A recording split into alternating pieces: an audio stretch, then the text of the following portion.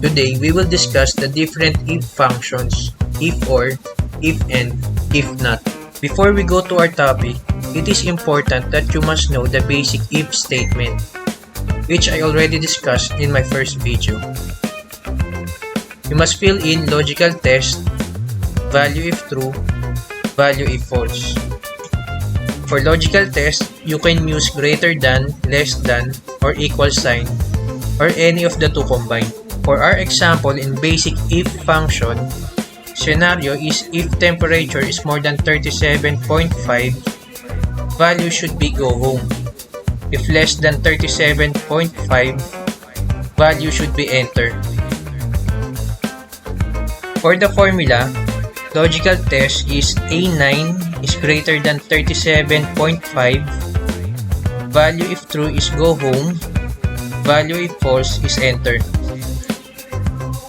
Now, value in A9 is 37, which is not greater than 37.5, bringing the logical test to false. Hence, the formula will get the value if false, which is enter. Now, for the second example, which is 38, the value is greater than 37.5. The logical test is true. Hence, the formula gets the value if true, which is go home. Let's go now to one of our topics, which is if or function. For this formula, we have more than one logical test. If any of these logical tests is true, then the formula will get the value if true. Here is the composition of an if or formula.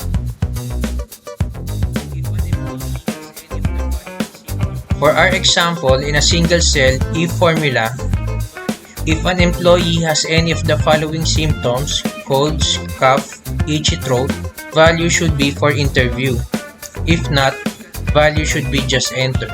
Our logical test 1, B10 is colds. Logical test 2, B10 is cough. Logical test 3, B10 is itchy throat. Value if true is for interview and value if false is just enter. For employee number 1, symptoms is colds, and colds is included in our logical test. Hence, the formula will get the value if true, which is for interview. Same for cough and itchy throat, they are included in the logical test. Hence, the formula will get for interview. Now, what if the value is not included in our logical test? Our remaining example here is tired and laziness. These two words are not included in our statement. Hence, the formula gets the value if false, which is just enter. If formula can also be used if the logical tests are in different columns. This is our example. If result of exam 1 or exam 2 is greater than 80, then the result should be passed, if not, failed. Our logical test is B7 is greater than 80, and our logical test 2 is C7 is greater than 80. Value if true is passed, value if false is failed.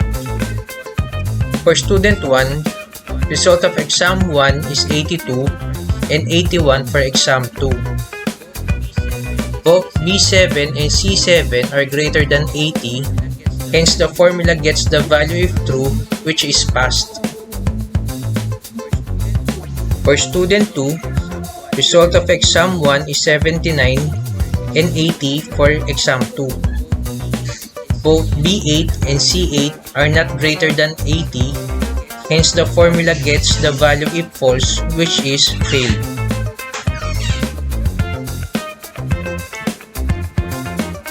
For student 3, result of exam 1 is 79 and 81 for exam 2.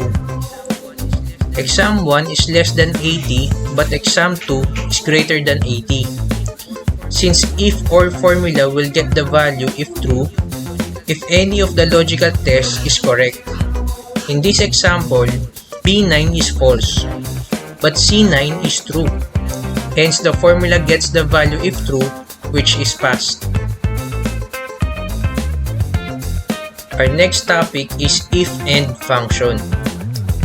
Same with if-or, this formula has more than one logical test, but this time all the logical tests should be met in order to get the value if true. Here is the composition of an if-and formula. For our example, if LeBron and AD will not play in Game 3, then Miami has a chance. If not, then the Lakers win. Our logical test 1, B8 is LeBron. Logical test 2, CA is AD. Value if true is Miami has a chance. Value if false is Lakers win. In Game 1, LeBron and AD play, that is why the formula gets the value if false, which is Lakers win. In Game 2, Adebayo and Dragic got injured, not LeBron and AD, hence the formula gets the value if false, which is Lakers. For example, in game number 3, LeBron and AD are not playing. Both logical tests are now true. B10 is LeBron, C10 is AD. Then the formula will get value if true, which is Miami has a chance. What if in game 4, only one of the super duo of Lakers is not playing? In this example, LeBron is not playing.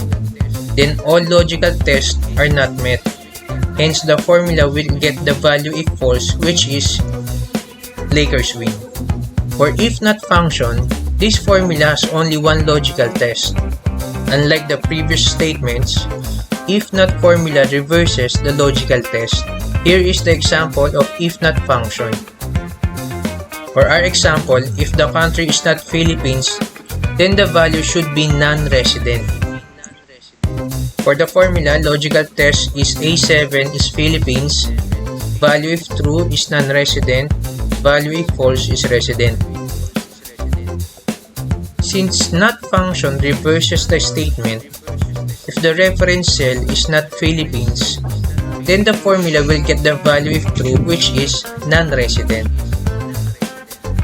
As you can see in our example, Hong Kong, Korea, and Indonesia are not Philippines. Hence, the result is non-resident.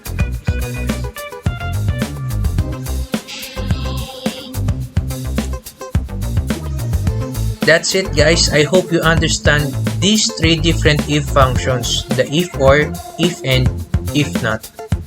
Thanks for watching and please don't forget to like and subscribe.